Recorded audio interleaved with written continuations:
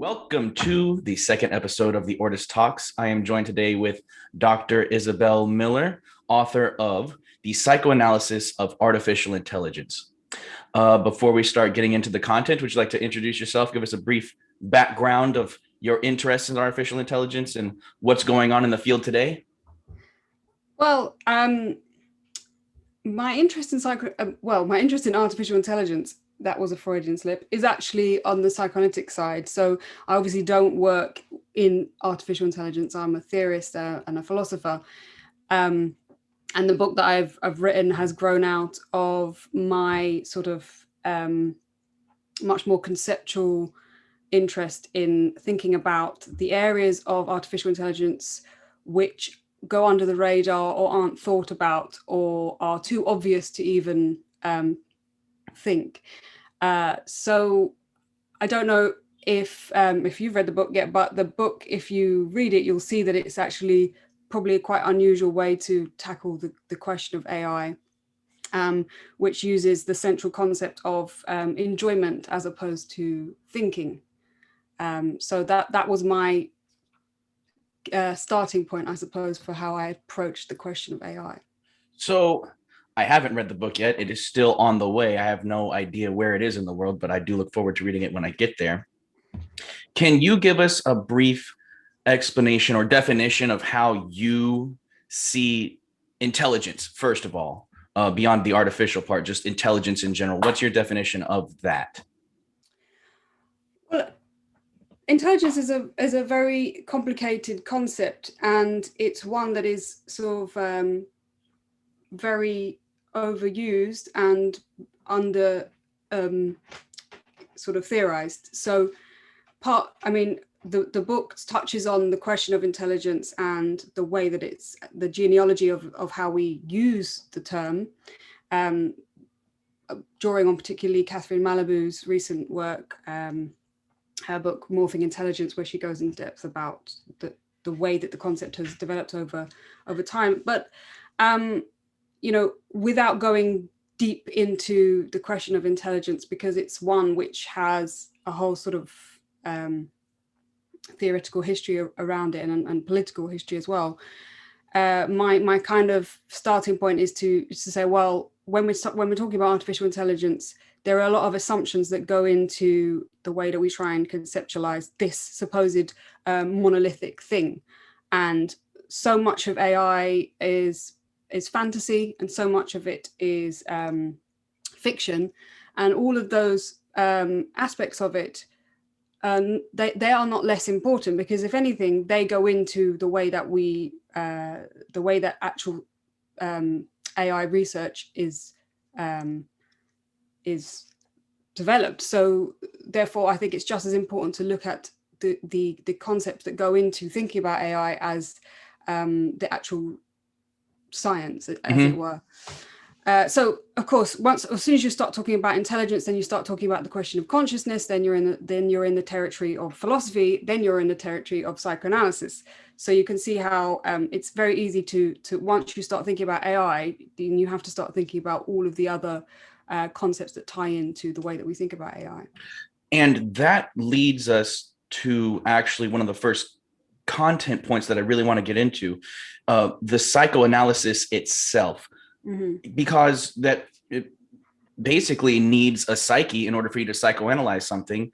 And do you think, in your opinion, and please go into detail as much as you can, how can you ascribe to something artificial the idea, the phenomenological idea of what we consider to be like a psyche? Well, you don't. I mean, the thing is that the kind of premise of the book is that the actual title in itself is a sort of provocation, in that when we're saying the psychoanalysis of artificial intelligence, it already questions what we mean by the psychoanalysis of the intelligence that we're talking about. So are we talking about in what way psychoanalysis is imbricated in artificial intelligence, or are we talking about the possibility of being able to employ psychoanalysis with such a supposed intelligence? These are some of the questions that I try to kind of broach as my sort of methodological entrance point. And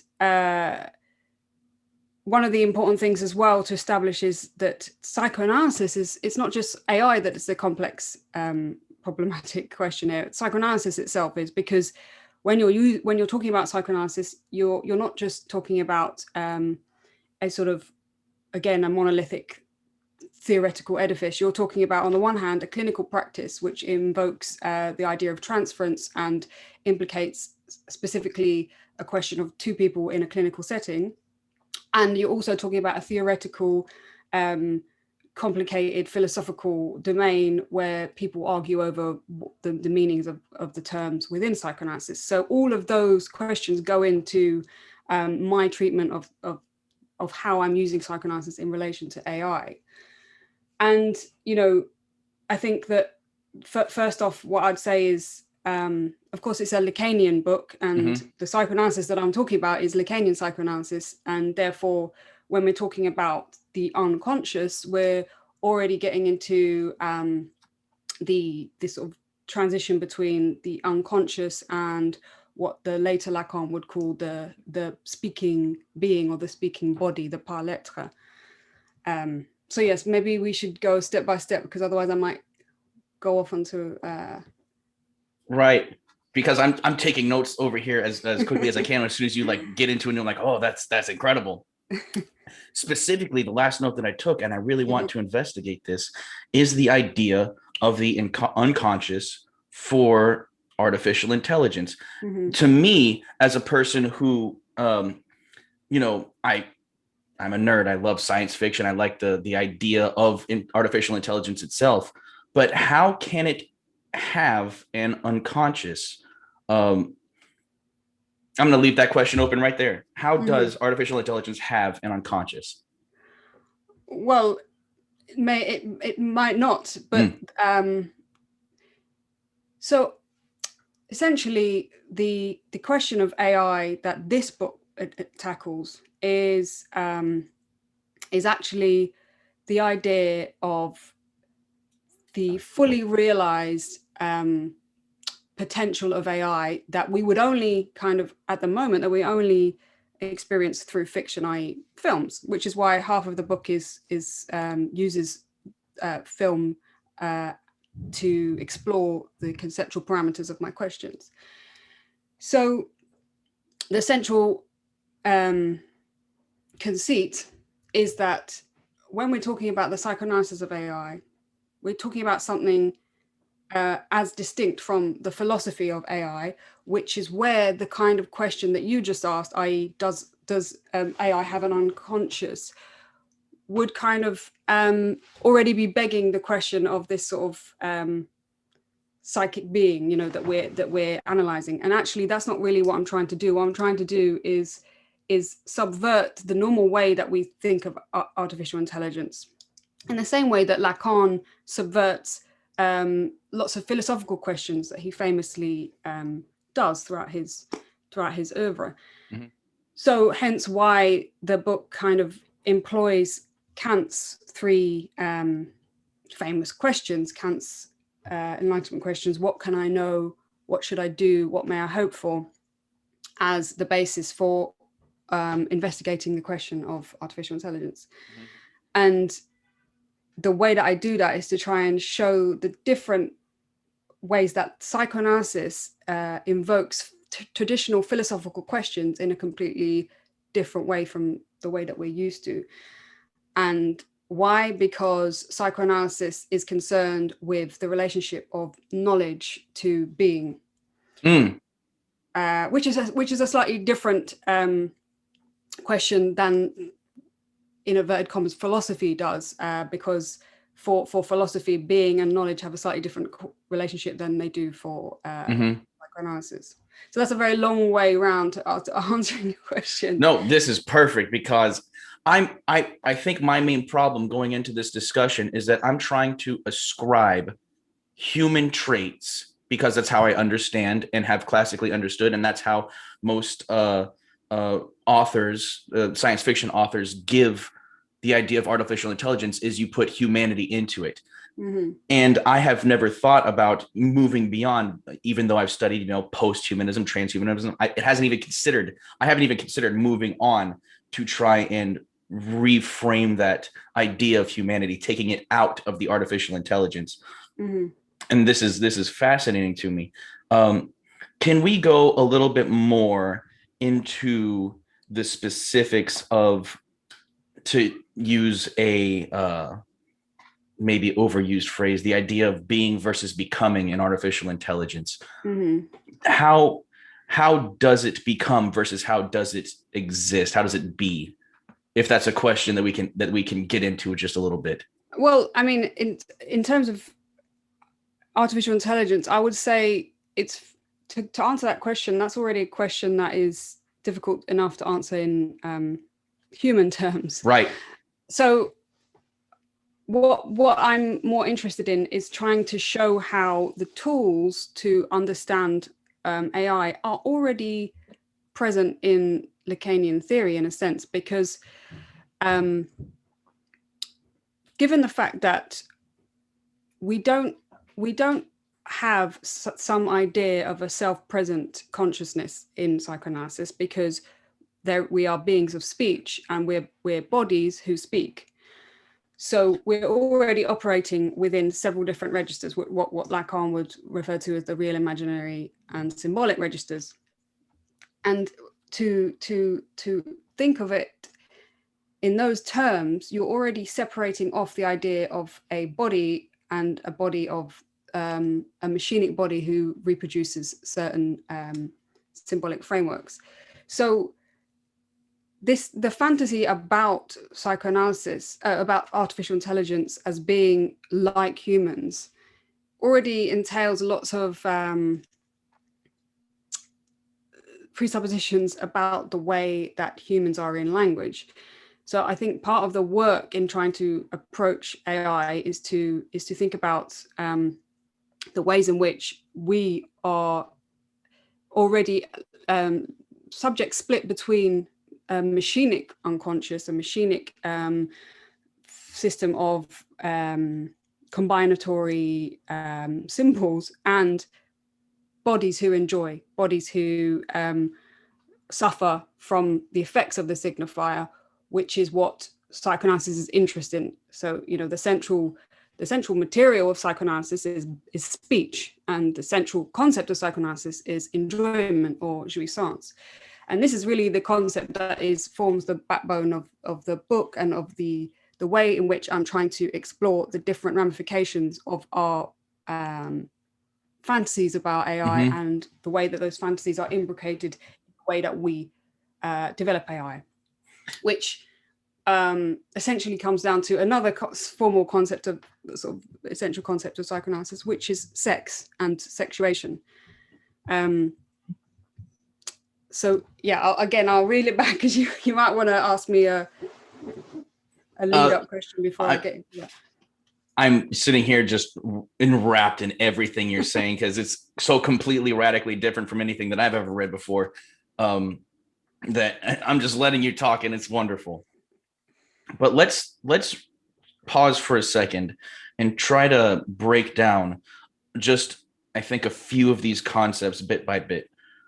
First, with the last thing you said, the speech and enjoyment, and the sexuation of the being of people. How does that relate to artificial intelligence? How do you relate it to artificial intelligence?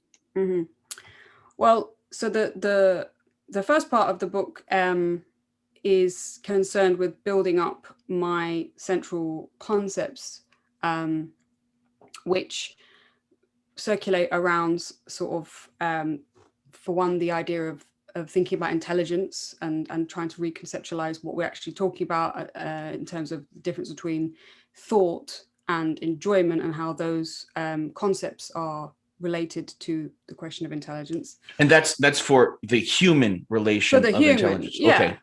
And then after that, I employ another psychoanalytic concept, which is the object, which is one of the central concepts of psychoanalysis, which is the object, which is the cause of desire, which is basically the cause of subjectivity.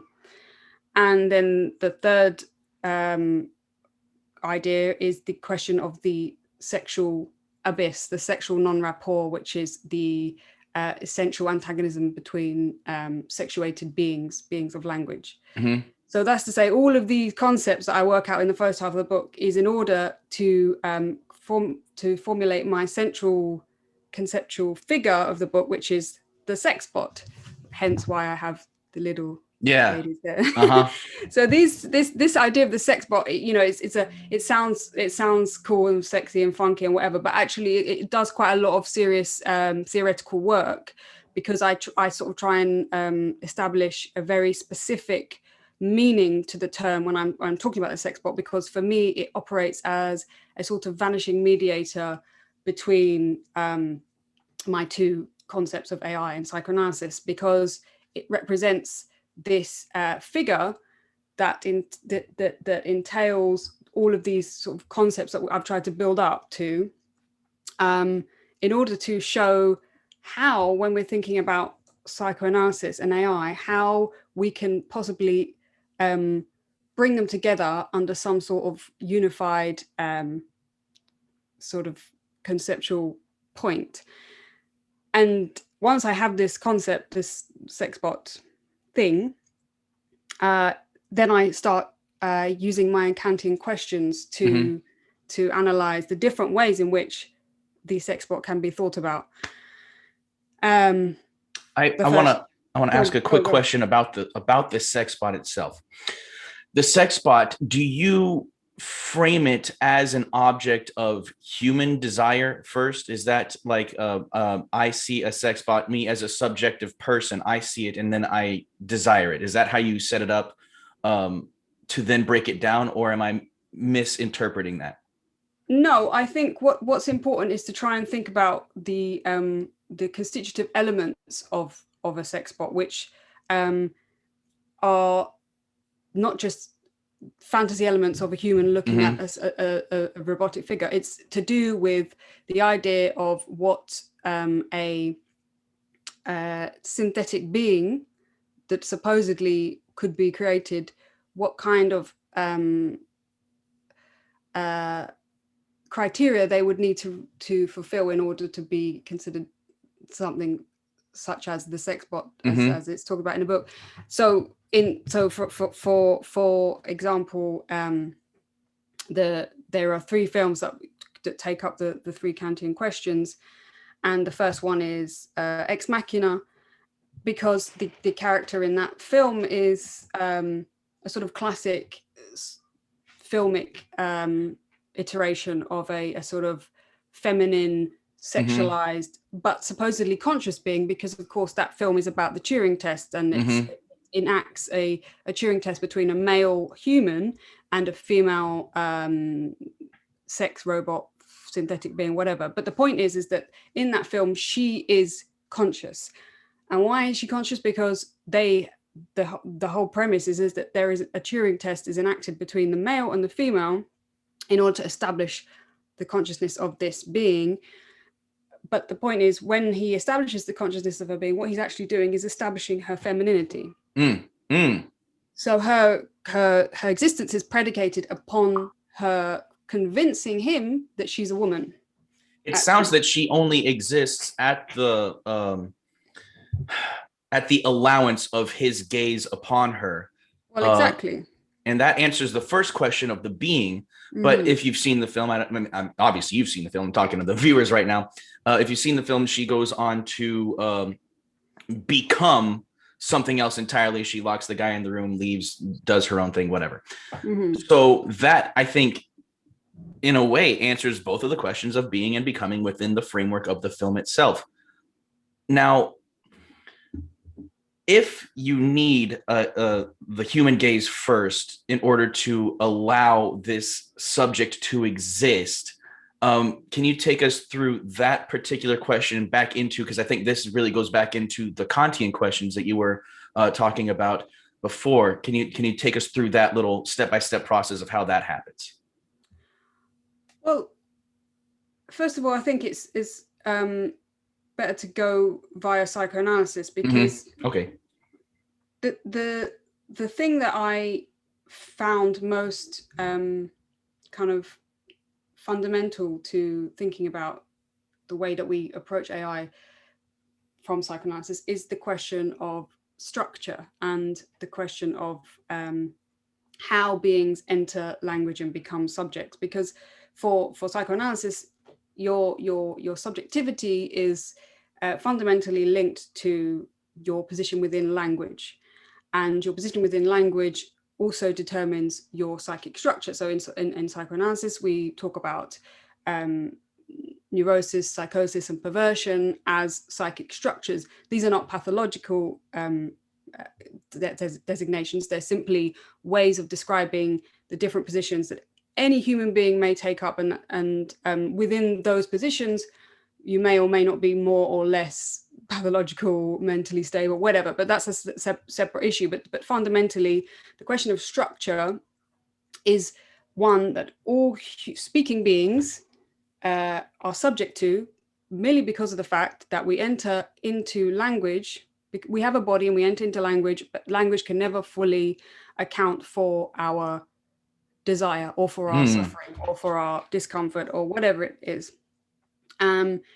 We can take that in a very sort of prosaic way and explain it in terms of the child, the developmental process from being a baby, of being born into a world where you don't have any control over your body, and you have to scream out for help from the person who cares for you. So this immediacy of being, of suffering or hunger or pain or whatever, has to be converted into language. But that language doesn't belong to the being, because it belongs to the social or symbolic structure in which you're born into. So your scream becomes a word, and immediately you enter into language, but there is something that is taken away in that moment of entering into language. There is some sort of quantum of affect, of jouissance, that is removed from your body, as it were, and there is this sort of ineradicable wound. Okay, so this is how we think about the psychoanalytic question of castration. This would be, to put it in very crude terms, what all human beings have to undergo in order to be speaking beings, in order to enter into the social realm of speech and language. So what then is the language of artificial intelligence? Can we even remain thinking about it in those terms, or does it remove itself from that concept?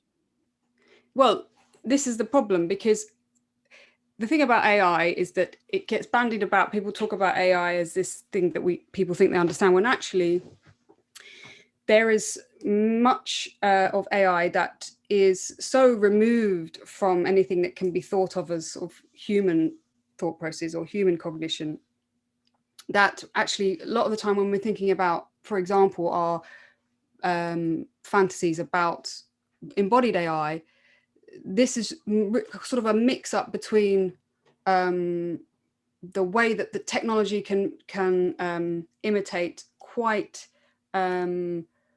simple human actions, cognitive or mechanic, mixed up with other very much more complex questions of processing and calculation, and sort of the exponential side of AI, which operates on a level, that as humans we can't even do. So the problem is that we kind of get very much mixed up with questions of embodied intelligence, as opposed to kind of the more abstract processes that AI actually currently can do. And the thing is, at the moment, the actual current level of capabilities mean that there are some things that are very, very, very easy for AI to do, and there are other very basic things that humans can do without thinking about it, as it were, that is impossible to replicate still. So what this means is that when we try and think of this wholesale question of the the human speaking being as this artificially created object, we often get it very wrong about what the sorts of things that we should be worrying about and the sorts of things that are possible. Obviously in the book, I can't go into all of that side of it, or the sort of much more technical questions that I just touched upon, because A, I wouldn't have the time, and B, I'm not an artificial intelligence scientist or technician, so I wouldn't presume to talk about that side of things. But the question of AI in terms of the phantasmatic embodiment of a reconstituted human being is one which we get very wrong. And it's not just kind of we get very wrong as non-AI people. It's even AI people get it wrong. Mm-hmm. So even Ray Kurzweil gets it wrong. He gets it completely wrong, and that's when it comes to the human side of things. He can't see the very obvious things about the question of human bodies, which is entailed in our fantasies about artificial intelligence. Mm-hmm. If that makes any sense. That makes absolute sense, because even as people trying to theorize anything, if you try to theorize it from the point of view of you as a subjective human, you're gonna get it wrong, because you can't put yourself, like, theoretical physics. They don't know anything about physics. They're just trying to, as you said, convey it in the words that we have, which not only removes us from ourselves into society, but removes the thing that we're trying to describe. It removes it from itself. It takes away some part of its own ontological essence, and then brings it into the realm of the human. And I think that's to me what I'm trying to, as best as we can, discuss and remove myself to understand artificial intelligence. I want to not keep you too much longer, but there's a question that's been broiling inside me from the very beginning, when you first mentioned the idea of fantasy, and then you talk about the symbolic, the fantastic, and imaginary. And to me, as a literary critic who specializes in fantasy literature, even though they're completely different, something off the charts, completely different, when you have an idea of the fantastic, something that is not real, that cannot be real or realized, it kind of it makes it you almost want to do it more. Like, people love Harry Potter. They want to be in Hogwarts. Grown adults downtown Orlando go every weekend to the Harry Potter world just to be immersed in that. So how can we form an imagination about this thing that we're trying to theorize? Is there a disconnect there even between our imagination and what you do, the psychoanalysis of it, or do they fit together in such a way as to make some kind of aggregate whole?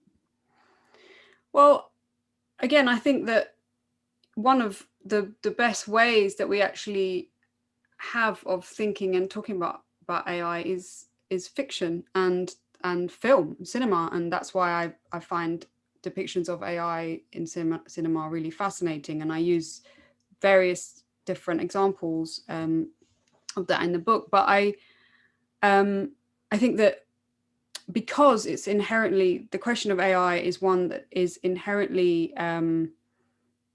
philosophical and inherently psychoanalytic and inherently conceptual, it demands that we use the tools of cinema, actually, because it allows us to a quick question about the cinema aspect. And this is something I've kind of, like, since the beginning of our talk, I've been kind of sitting on formulating, particularly Blade Runner 2049. A big part of that movie was Jared Leto's character trying to create the replicants, but he couldn't do them perfectly because they lacked the ability to procreate, which the first replicants had. They could procreate and make more replicants on their own. And I guess my question kind of forms around that. Our imagination, that procreation, that the ability to create more of the self, or more things that would become selves of their own. Mm-hmm. That fantasy in itself, does that, and how does that fit in the idea of our imagination of the sexuation of artificial intelligence? Yeah. Well, that film actually forms the basis of the sort of last chapter of the book, because it is where I employed the Kantian question, what may we hope for? Mm-hmm. And this question is one which psychoanalytically, for me, invokes the question of reproduction and the question of futurity.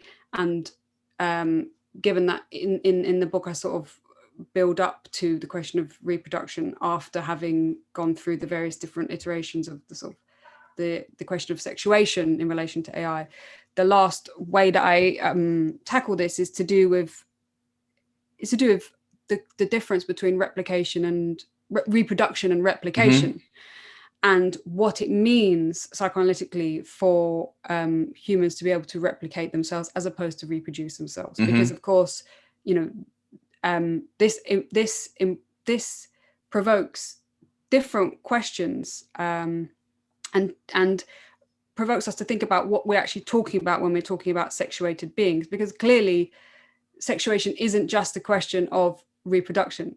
Sexuation isn't just a question of a male and a female being able to reproduce babies. We know that that's not the case, hence why psychoanalysis is such an interesting discourse, because it tries to show the ways in which actually sex is nothing to do with science, in a sense, and nothing to do with biology, nothing to do with reproduction, but it still has some minimal connection to it, which is psychoanalytically important.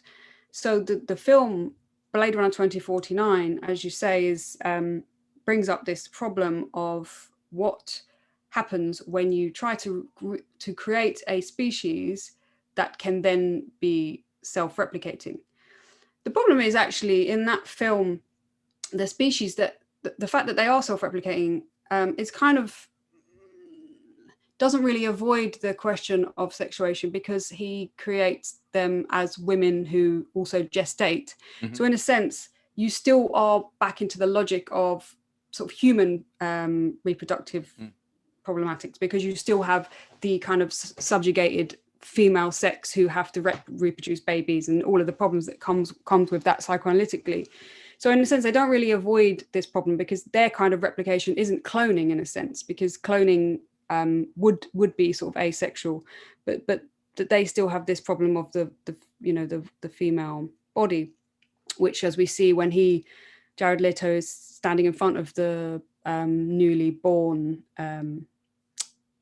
replicant, and she sort of drops out of the amniotic sac, and then he slashes her abdomen.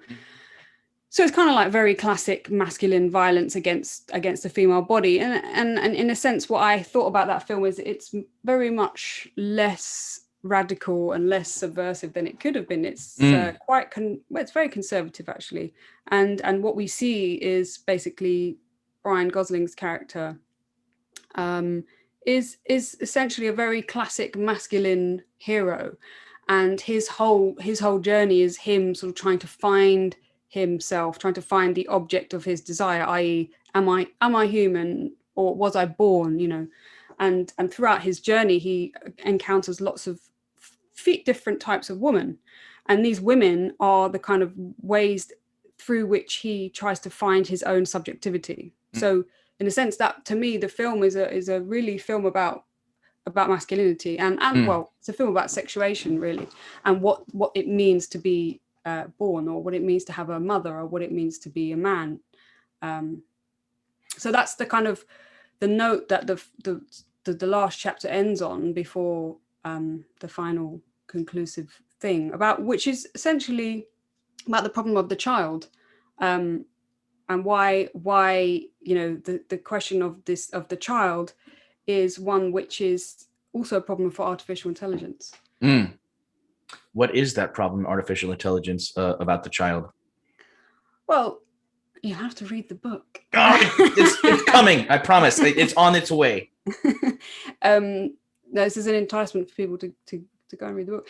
But I mean, I think that again, it's sort of there are lots of fantasies that are involved in our ideas of AI, and hence the book begins with one fantasy, which is one that people may have been familiar with, a sort of internet phenomenon, which was Rocco's basilisk. That's which was absolutely, yep. Yeah, so this fear that young boys were having on Less Wrong Forum, that they'd imagined that this basilisk existed in a future world, this all-knowing, all-powerful AI that could come back in time and punish them, torture them for eternity if they didn't do everything in their power to bring him into existence. And it became this whole internet thing, and they were very scared about what they'd done, and there was some like serious philosophical investigations into it. People wrote papers about it and found it to be something very perplexing in terms of formal logic, that they'd been able to talk themselves into talk this idea into existence. So it was a little bit like St. Anselm's ontological argument for the existence of God, i.e. that than which nothing greater can be conceived, etc., etc. So this kind of logic brought itself into being, and then they found themselves in a bit of a difficult situation because they were all having mental breakdowns about it. Anyway, so this kind of like sets the tone for the book, of like the idea of AI as this terrifying phallic logic, this Oedipal being that can come and decimate you basically if you don't love it enough. If I can be so bold to bring this all the way back to something out of left field, because all of this, to my opinion, stems almost exclusively from one point in the human imaginative place in time, and that is Mary Shelley's Frankenstein. Perhaps the first, I think it is considered to be the first science fiction novel. And so we've come these couple hundred years since it's been written. But honestly, even though the nuances of what we're talking about are so radically different, the big picture remains almost unaltered from what the lessons that she writes about in that book. Would you disagree with this statement? Would you agree? Can you challenge it in any way? Well, I mean, yes, the question of creating a non-human being and all of the catastrophic things that can occur from that are still questioned. They're part and parcel of all of the kind of discourses on AI at the moment, which are very sort of apocalyptic questions about what happens when we create this all-powerful being that's going to come back and kill us, or that will take over, or that is more intelligent than us, more strong than us. And again, I think that often those questions are sort of misfire because they kind of avoid some of the more interesting problems. For example, you've got, well, as I mentioned, Ray Kurzweil and his concept of the singularity, which is the moment at which supposedly AI becomes so exponentially more intelligent and is able to sort of take off and become self-conscious, and humans are basically irrelevant after that. Some aspects of what he's saying are interesting, but a lot of it is very sort of masculine, phallic, sort of business, entrepreneurial, capitalist nonsense. It's like there's just so much of it that is a little bit kind of grinding, and then you've got, for example, Nick Bostrom, who is much more interested in the ways in which AI is dangerous and can take over, and it has all these capacities to do terrible things with warfare, etc.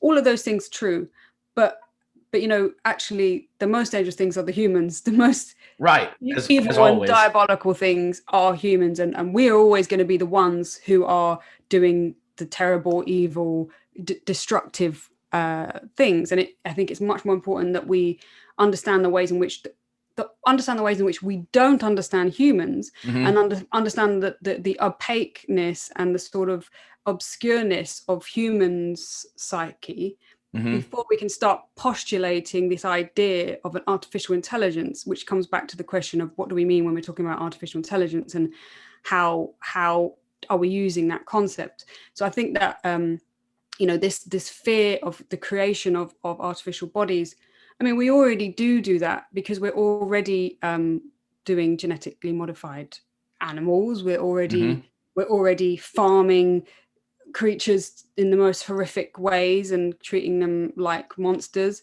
We already tinker with subatomic particles. We already do stem cell research on humans. We already do all these things. So the idea that then there's this one cut-off point where it's like, oh, okay, now we've created an artificial being, it's again a sort of most of that is sort of science fiction fantasy, Right. and doesn't really quite already attend to the ways in which we were already doing these things.